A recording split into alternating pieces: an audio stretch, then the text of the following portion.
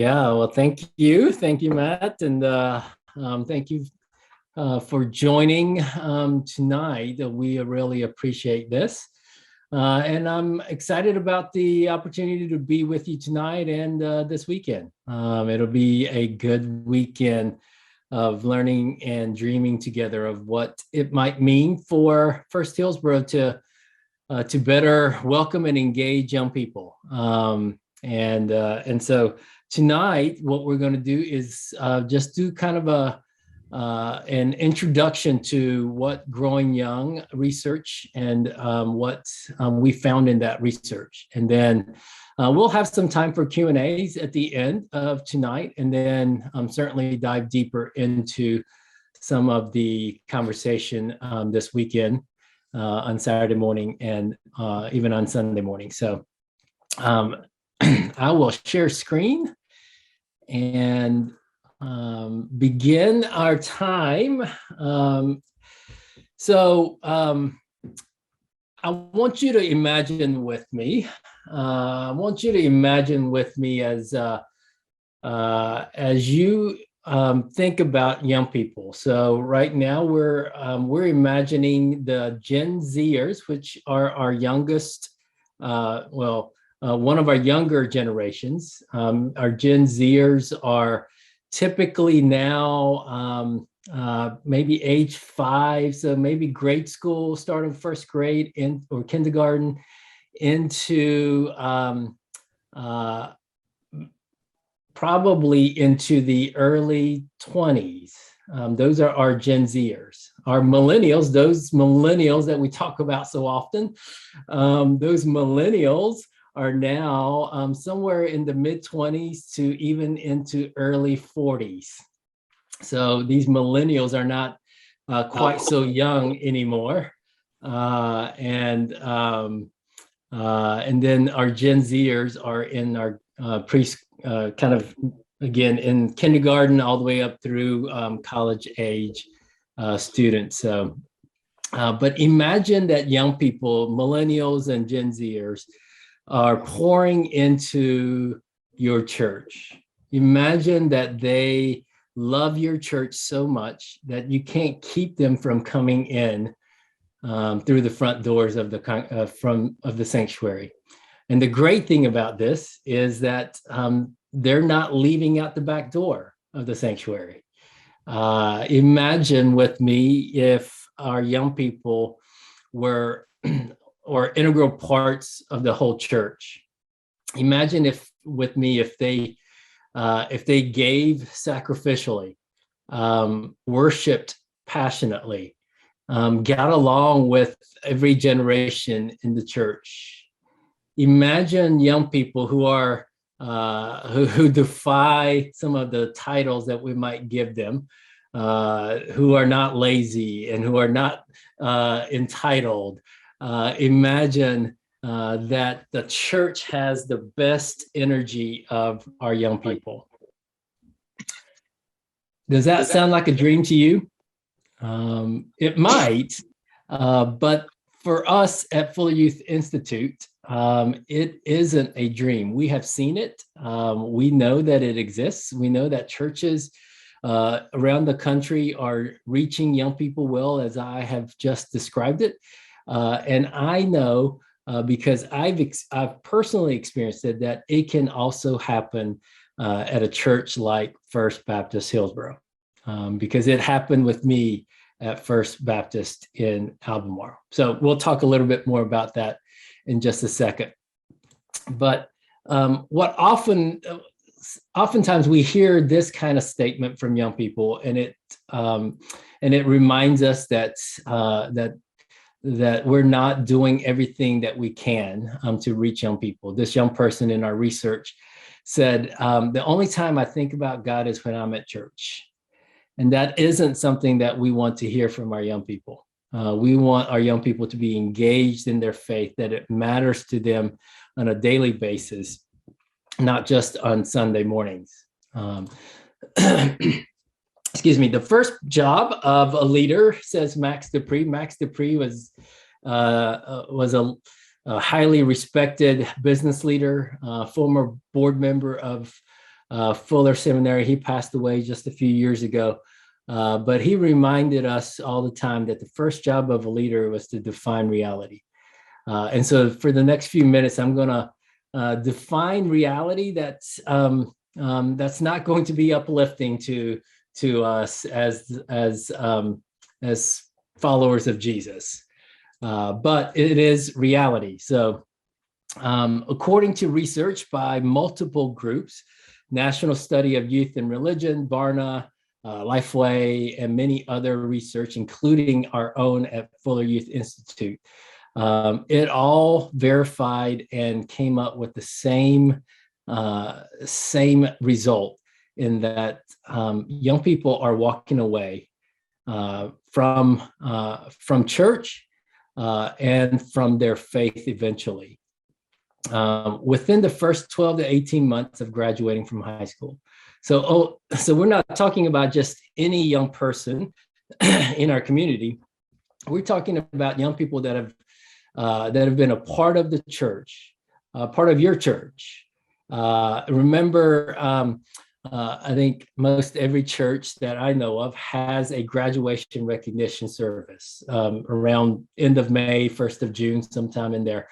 And these are the students that we celebrate as we have them in their cap and gowns, and as we have them cross the stage, and we congratulate them for their accomplishments. And we should do all of those things, by the way. What we know is from research is that 1 out of 2 of those students are the ones who are walking away from faith, walking away from church within the first 12 to 18 months after graduation. So these are not just community students, young people, but we're talking about our church kids. And so we also know that with some recent research that 2/3 of young people drop out of church between the ages of 18 to 23. So if they don't do it in the first year and a half, we have a few more that drop away when they get into their early 20s. And so these aren't good statistics that we are proud of as a church, right? We also know that most Christian tradition in the U.S. today are shrinking, or at best holding steady. Those that are holding steady are more of your Assemblies of God or Church of God in Christ, better known as COGIC. The evangelical Presbyterians are barely holding on. Rest of us are declining. So other denominations are declining in the U.S., which makes these statistics fairly noticeable for us. This slide tells us that the share of U.S. adults who identify as Christians continue to decrease in the U.S. In 2009, 77% of those who were surveyed said that they would define themselves as Christians. In just 10 years later, that number dropped down to 65. That means there was a 12% decrease in just 10 years, where we saw a decline in those who would define themselves as Christians, which makes these next 2 slides obvious. The share of U.S. adults who are religiously unaffiliated continues to increase. Meaning this, we call these in the research world the nuns, not the N-U-N, the sister nuns of our Catholic brothers and sisters. We're not talking about those. We're talking about the N-O-N-E-S, nuns who have no faith at all, who profess no faith at all. And so in the United States, we have seen that number increase, the U.S. number of U.S. adults who would define themselves as a nun. So in 2019, that was 17%. In 2009, that was 17%. 2019, that grew to be 26%. So that was an increase of 9%. Meaning this, 1 out of every 4 U.S. adult would define themselves as a nun today? 1 out of 4 US adults would define themselves as having no faith at all. Honestly, I don't know how they do it. I don't know how they survive, and I don't know how they live their lives without the support of our faith in God and the support of the church family like you all have. But we have 1 out of every 4 U.S. adult who would say that they have no faith at all, which means that decreased affiliation equals decreased attendance. And that's why we're seeing a decline in all of the churches across the United States, all of the denominations in general. I mean, we have some that kind of stand out and are growing, but very few when you compare it to the number of churches that are declining today. We also know that it is a bit generational. The silent generation, the greatest generation, they would say that 84% of them would define themselves as Christians. So 84% of the silent or the greatest generation, our oldest generation of today. The next, the boomers are still high, but you see a slight decline. So you went from 84 to 76% in that generation. So the boomers, so 3/4 of the boomers would say that they would describe themselves as Christ followers.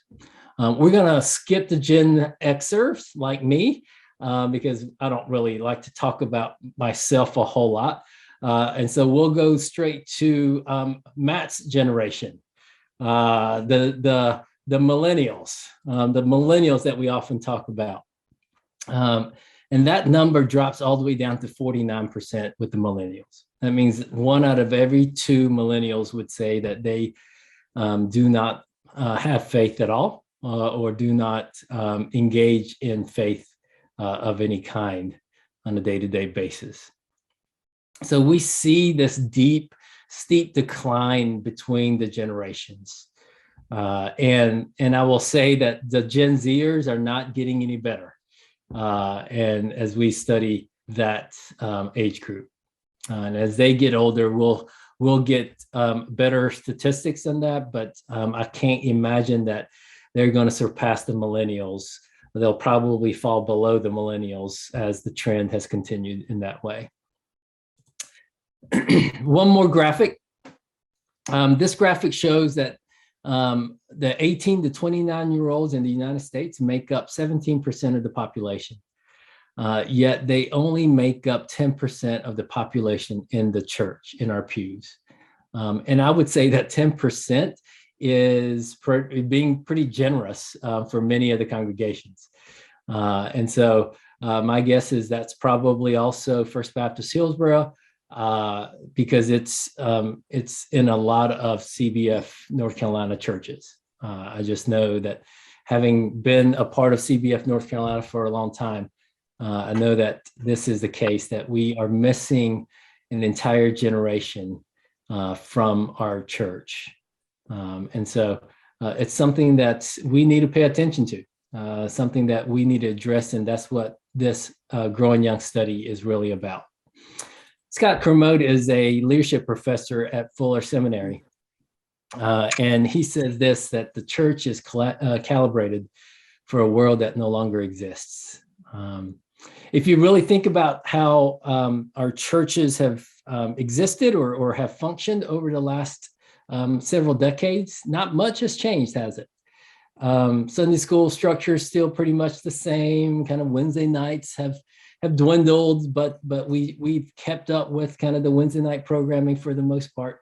Pre-pandemic, we're gonna pose everything with pre-pandemic ideas, and we've kind of still functioned as a church as if it was 1960, 1970, 1980, and haven't really changed a whole lot. We may have changed some titles, we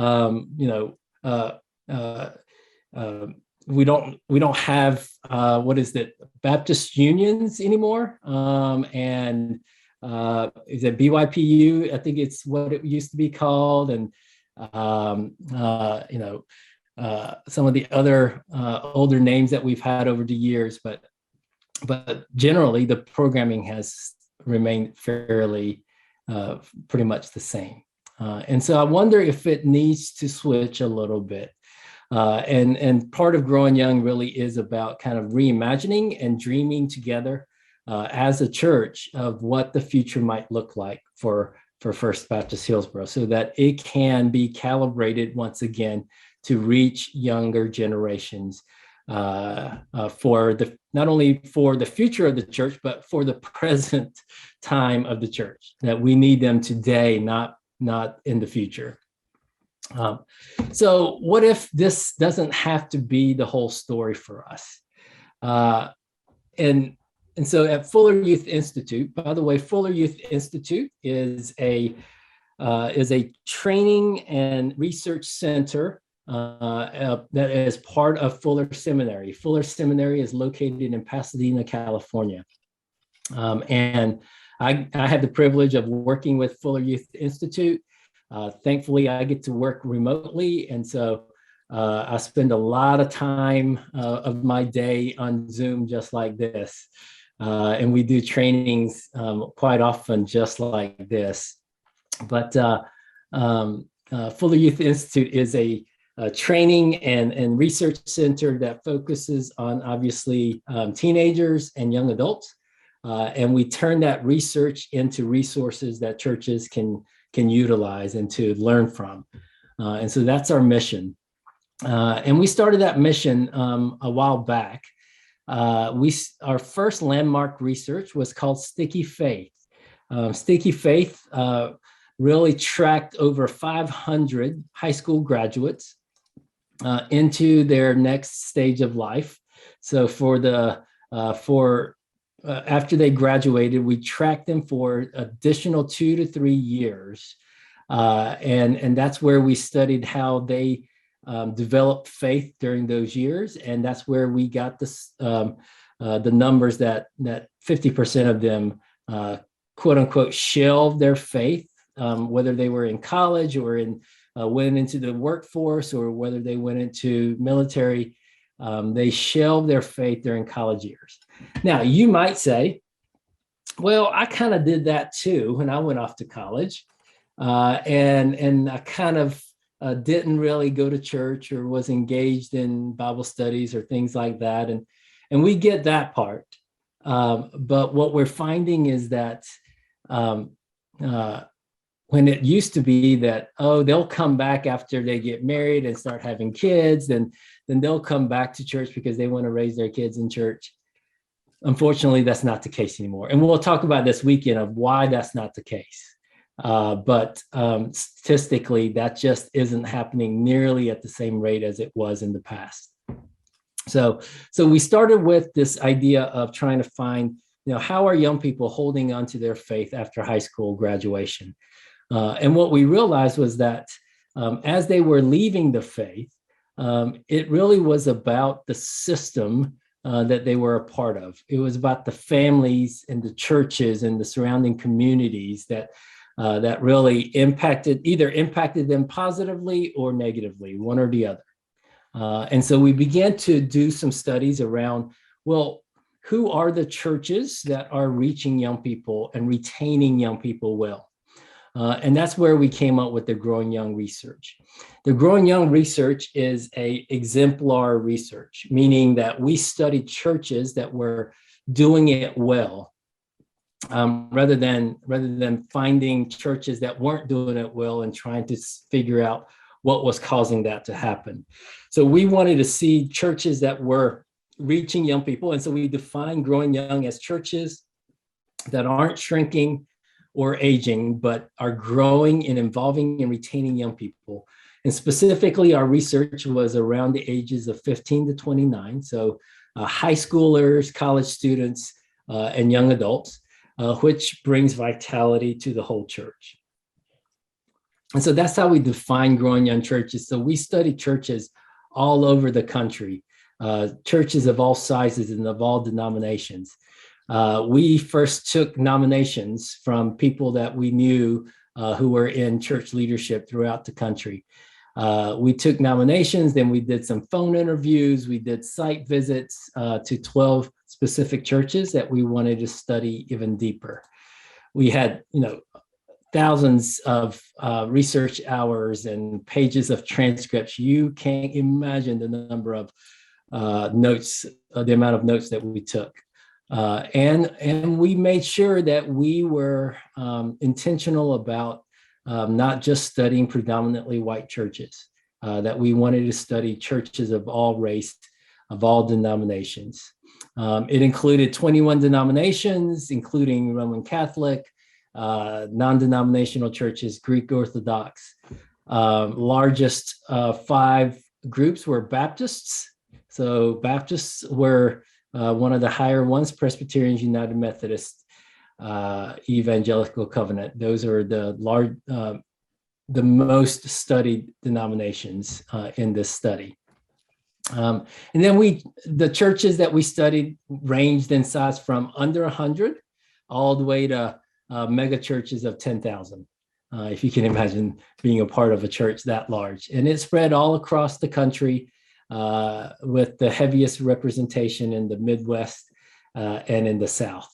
So it really was a comprehensive study that we did. And what we found, even though we set out to study how churches really change young people, what we found was that young people also changed the churches. And that's why we've highlighted here the word vitality, because when young people engage in the whole church and young people were involved in everything that happened, the amount of energy and vitality that it brought to the whole church was palpable. And so it was important that we pointed this out, that yes, churches change young people, but young people also change the church. And I think that's what's important. So the $1 million question really is, what does it take to reach young people today? For tonight, I'm going to answer this question of kind of taking it from the other side. What do we not need? What isn't impactful in this, right? Qualities your church doesn't need to grow young. It didn't matter from our research about the size of the church. It didn't matter about the location or region where it was located in the country, or where it was located in town, whether it was a downtown church or if it was in a strip mall somewhere or a suburban church. It didn't matter about the age of the church. It didn't matter if it was just, a new church plant or a church, the age of First Hillsborough, which is how old is First Hillsborough? Matt, I'm going to put you on the spot. I know you haven't been there that long. It was 1853 was founded. Is that what you're asking? Yeah. Yeah, 1853. So 1853. Wow. Yeah, 175 years. That's right, because you're about to have a celebration, right? Close, yeah. Yeah. So so it didn't matter about the age of the church, whether it was 2 months old or 2 years old versus 175 or even beyond. And it didn't matter of the denomination. And here's what we need to know about growing young. Growing young isn't about changing youth ministry. It's about changing the church culture. It's not about just figuring out how to do youth ministry better. We could have done that without this study.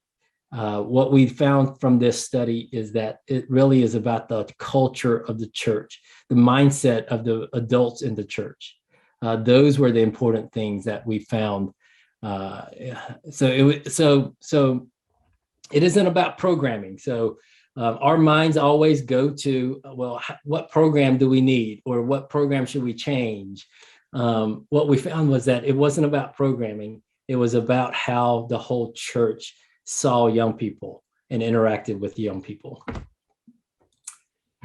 This is a picture of First Baptist Church in Albemarle, where I pastored for 5 years.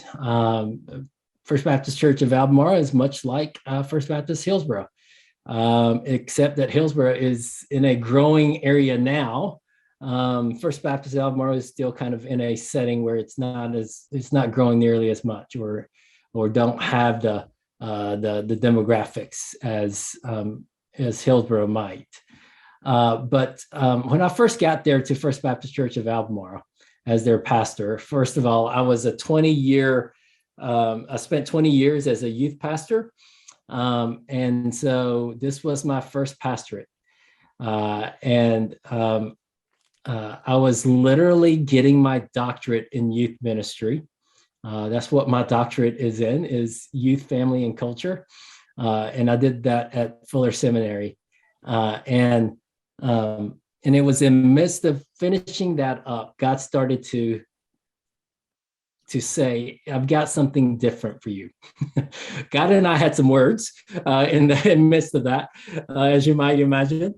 But when God calls, you just go. And I went. And the first Wednesday night after I had gotten there, traditional Wednesday night, we had Wednesday night fellowship meal. Again, this is all pre-COVID, right? Wednesday night fellowship meal, and then your prayer meeting or Bible study that follows after that. The first Wednesday night, I remember getting there and seeing we had a pretty good attendance, 45 to 50, but the average age there was probably 65 to 70. And as a 20-year youth pastor veteran, and I'm thinking, oh my goodness, God, what have you done? What have you done that you have called me here? But the church didn't know it. And I'm not sure that the church still understands it. But as a former youth pastor, I did what I knew to do. I really just did youth ministry with the whole church. We often call the older, more experienced group the joy group, right? Just older youth. Well, I took that to heart, and we just did youth ministry with the whole church. And next thing I know, it probably was about 2.5 or 3 years from that first Wednesday night. I had this moment where I was getting ready for Wednesday night, kind of running around, getting the technology set up and ready to go. People were coming in and getting their meal and fellowshipping together. And I turned around and I looked at the people that were there. And what I saw were yes, our senior adults were still there, which is wonderful. But what I also saw were young families with young kids.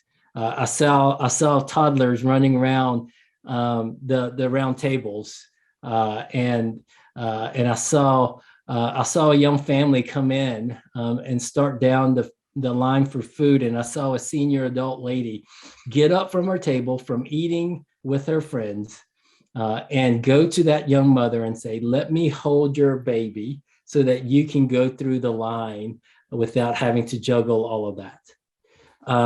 I saw people sitting in different tables. I know that doesn't happen often in Baptist life, but they actually switched tables and began to sit with other people that they don't usually sit with. I saw all of those things, and what I realized was what we were doing, what we were talking about, what we were focusing on were all of the things that we talk about in Growing Young. And we saw the result of that. We saw God use some of our thinking to change our mindset more than anything. And that made young people feel welcome to come and be a part of the church. Just a few more slides and I'll stop and take some questions in just a few minutes. As we did this study, we found that 6 principles really rose to the top as we studied all these churches that were reaching young people well. These were things that most of those churches had in common. So we call those 6 core commitments in the book. And these are the qualities that we felt like helped churches reach young people well. And so we put them in a graphic that looks like this. We call this the Growing Young Wheel. You're going to get to know this well. And we saw that there are 6 characteristics or 6 core commitments. And we'll talk about that in just a second. Before we talk about those core commitments, we know that we've got to talk about what's in the center here, because every one of those churches were Jesus-focused churches, Jesus-centered community. And of course, we know that without Christ, that we can't do anything on our own. And so nothing we do will work without the work of the Holy Spirit. And so when we say Jesus-centered community, it really means the Holy Trinity, right? We believe in God, the Father, the Son, and the Holy Spirit. But we know that the church really has to be centered on that. But we also know that every church is in a different context. So we, on the outside of this wheel, is this light green context. What works in Southern California is not going to work in Hillsborough, North Carolina. What works in Albemarle, North Carolina, may not even work in Hillsborough, North Carolina, because it's in a different setting. And so I can share with you ideas and stories of what other churches have done, but we always have to take those ideas and contextualize them to First Baptist Church, Hillsborough, right? So we always have to have that in mind. And then we have this Growing Young Wheel, these 6 core commitments. We'll start with this first one here in the 1 o'clock hour, if you look at it as a clock. First one is key chain leadership. This one is focused on how do we share leadership with our young people well. Oftentimes, and I've been a part of these churches where we just say, all right, you're old enough now to be a deacon. And we elect them to be a deacon, but we have done nothing to prepare them to be a deacon. And we don't have any kind of training to help them provide. We put them on a committee and expect them to know what to do, but yet we've done no training with them. Many of you are looking at me like, well, I didn't get any training either. Well, maybe that's not the right way of doing it, right? And so we need to do it a little bit better. The second one is empathy. How to have empathy for older generations, to have empathy for younger generations, and vice versa, for younger generations to have empathy with older generations. So we saw empathy in these churches. We saw that these churches took Jesus' message seriously, not just taking the Bible seriously, but really taking what Jesus taught seriously. If you read through the Gospels and you really think about what Jesus taught, and we try to live that out, even just take the Sermon on the Mount, right? Matthew 5-7. Imagine if we all lived a certain Sermon on the Mount out every day of our lives, how our culture would be different, how our churches would be different. But these churches took Jesus' message seriously. Next one is warm relationships. These churches had warm relationships between all age groups. And so warmth in the church was important. And the next one is prioritizing young people and their families everywhere. And I'm going to come back to that in just a second. The last one is being best neighbors. So these churches went outside the walls of the church and served the community, the local community, the state community, and the nation, and even beyond. And so missions and community engagement was really important. Let me come back to that, prioritizing young people and their families everywhere. This one was important because what we found was that churches that did the other 5 well, but didn't focus on this one, continue to grow old. And so that's why you see this little dotted line arrow that goes off to the side and it says growing old. If there's not intentional thought and process put in place to help the church to continually think about how are we reaching young people, how will this decision impact young people and their families? How is this new program going to impact their young people, the young people in their families. Always keeping that in mind. If we don't do that, then we're going to continue to grow old, because we're going to lose that intentionality, and that's important. So part of our time on Saturday will be focusing on some of these. We won't have time to cover all 6 well, but we'll pick the ones that I think are some of the more important ones, because from what I know of First Hillsborough, and from what Matt and I have already talked about, and for most of our CBF North Carolina churches, that being good neighbors and reaching out into the community is something that most of our churches do pretty well. Taking Jesus' message seriously is something that we probably do pretty well also, because I know Matt will take Jesus' message seriously. But we'll cover some of the others and go a little deeper in each of those, and have some conversations around it. We'll finish on this. Pope Francis is a different kind of Pope. I don't know if you paid attention to Pope Francis and the Catholic and what's happening in the Catholic Church, and he's trying to revitalize and reimagine what the Catholic Church should be and looks like. And he said this in an address in 2018 at a gathering of young people. He said, "The path to preparation for this moment has highlighted a church that needs to listen, including those young people who often do not feel understood by the church in their originality, and therefore not accepted for who they really are, and sometimes even rejected.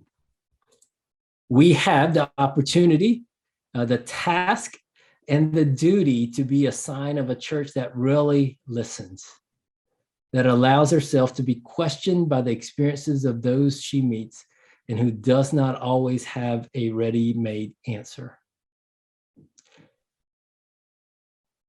We might say that the young people don't care about church anymore. That's not the case. They want to engage faith. They want to be a part of a community, and be a part of a place where they feel like they belong. They want to have purpose in their lives. I think we just need to refocus some parts of our church so that young people feel welcome, young people feel like they have a place in the body of Christ, that they're not just sent off to the side and told to wait until they get older before they can really serve the church. And they want to be, they want to be heard. They want to be seen, just like every one of us. We want to be heard and seen. So do young people. And I think we want to try to address that. And I'll say this again this Saturday, but what Growing Young is doing is trying to address a question or try to find some solutions to a problem that we have. We can all look around our sanctuaries and see that we're missing young people, specifically in the ages of 15 to 29. That we're missing many in that age group who are not engaged in church. And so what we're talking about is young people focused. Doesn't mean that we don't care about older members of the church. It doesn't mean that senior adults don't matter. It just means that we're trying to address a question or a concern that we have, that young people are not in our churches. And so I wanted to make sure that everyone understood that just as much as you all matter to the church, we want young people to also matter to the church. And so we'll dive deeper into some of those core commitments this Saturday. So